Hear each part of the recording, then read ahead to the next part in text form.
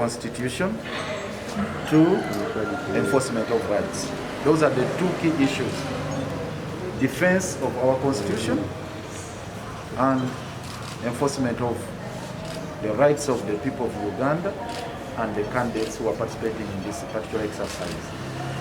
You realize the directive that was issued by Justice Byabakama during the Christmas break was made at a press conference. That is outrageous. It is indeed scandalous that a justice of the Court of Appeal, of a constitutional court, of the caliber of Justice Byabakama, who is presumed to be well seized with all what it takes for one to hold the mantle at the EC, taking a decision in such a callous and casual manner. It is ridiculous. One, there is no way a decision can be made at a press conference to suspend an electoral exercise, to suspend the campaigns. It could have been either by way of an act of parliament or by way of a statutory instrument or in a legal instrument. I challenge Justice Byabakama to I challenge Justice Byabakama to show the public the statutory instrument that was made to give force of law to his directive. So his directive is devoid of the force of law, because it's neither here nor there. It was just a statement made casually at a press conference, and I'm shocked and embarrassed to see that he invoked the same and he directed the police to take action. How can police enforce a press statement? Because all there is from the record here is just a press statement. Because I have two documents here. We have two documents. One, a press statement that he issued on the Boxing Day.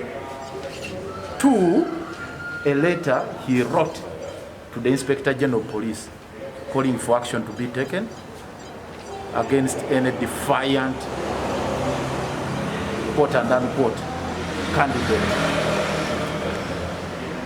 That is outrageous. So what we are saying in a nutshell, Byabakama's directive is a nullity from the word go. It's illegal. That is one aspect. The second aspect of it, he does not have the powers to issue such directives. Even if he had issued a statutory instrument, the Electoral Commission, the Chairman of the Electoral Commission, is not seized with powers to issue directives of that nature. The Chairman of the Electoral Commission is mandated to superintend over an election exercise, to regulate an election exercise, but not to ban campaigns. So he doesn't have powers to do so. The third aspect is he is purporting to suspend Article 29 of the Constitution. That is equally scandalous. And that's why we are saying the primary purpose of our coming to court here is to defend the Constitution of this country, to defend the sanctity of that particular document we call the Constitution. The sanctity of our Constitution is paramount. Now you see Justice Byabakama purporting to suspend and abrogate Article 29 of the Constitution. Article 29 guarantees the right for any person to freely associate with the people of his choice. It guarantees the right to assemble, freedom of association, and the right to assemble. It's a constitutional guarantee. Now, if you have a pandemic and you are you have a latitude to one or the other bring in mechanisms in place that in a way may infringe on civil liberties and the rights of the citizens. There is a whole chapter to deal with that. You go to Article 110 of the Constitution, which talks about a state of emergency. There is no any other situation where Justice Byabakama will be allowed to curtail one's rights, freedom of association and assembly, unless he has declared a state of emergency, and he does not have powers to do so. The powers to declare a state of emergency are vested in the head of state together with Parliament. It's a shared mandate. The proclamation is made by the head of state and it is approved or vetted by Parliament. So if they were to curtail the freedoms of assembly, the freedoms of association as guaranteed under Article 29 on account of the prevailing health condition or situation, they ought to have declared the state of emergency. We all appreciate that there is COVID in this country. We are all concerned. Indeed, we are all scared for our lives. But that does not give anyone the latitude to violate our constitution with impunity. No way. There are constitutional safeguards and mechanisms put in place to deal with pandemics of this nature. You go and read the provisions of Article 110.